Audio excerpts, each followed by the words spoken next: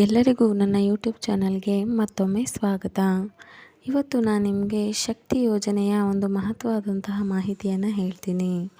ನೀವು ಈಗ ಸ್ವಲ್ಪ ದಿನಗಳ ಹಿಂದೆ ಕೇಳಿದ ಹಾಗೆ ಉಚಿತ ಬಸ್ ಸೇವೆಯನ್ನು ಕೊನೆಗೊಳಿಸಲಾಗುತ್ತೆ ಅನ್ನೋ ಒಂದು ಮಾತು. ಈ ಥರದ ಎಲ್ಲ ಊಹಾಪೋಹಗಳಿಗೆ ನಾನಿವತ್ತು ನಿಮಗೆ ಉತ್ತರನ ಕೊಡ್ತೀನಿ.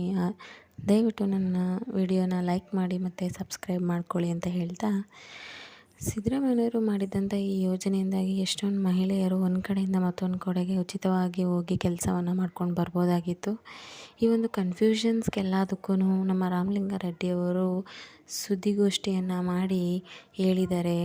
ಏನು ಅಂತ ಅಂದರೆ, ನೀವು ಯಾವ ಥರದ ಊಹಾಪೋಹಗಳಿಗೆ ತಲೆ ಕೆಡಿಸ್ಕೊಳ್ದೇನೆ ನಿಮ್ಮ ಒಂದು ಯೋಜನೆಯನ್ನು ಮುಂದುವರಿಸ್ಕೊಂಡು ಹೋಗಬಹುದು.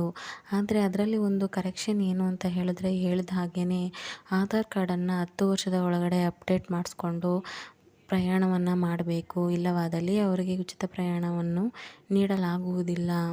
ಆದ್ದರಿಂದ ದಯವಿಟ್ಟು ಆನ್ಲೈನಲ್ಲಿ ಹೋಗಿ ಅಪ್ಲೈ ಮಾಡಿಕೊಂಡು ನಿಮ್ಮ ಆಧಾರ್ ಕಾರ್ಡನ್ನು ಅಪ್ಡೇಟ್ ಮಾಡಿ ಅಂತ ಹೇಳ್ತಾ ಉಚಿತ ಬಸ್ ಪ್ರಯಾಣವನ್ನು ಮುಂದುವರಿಸಿ. ಎಲ್ಲರಿಗೂ ಥ್ಯಾಂಕ್ ಯು.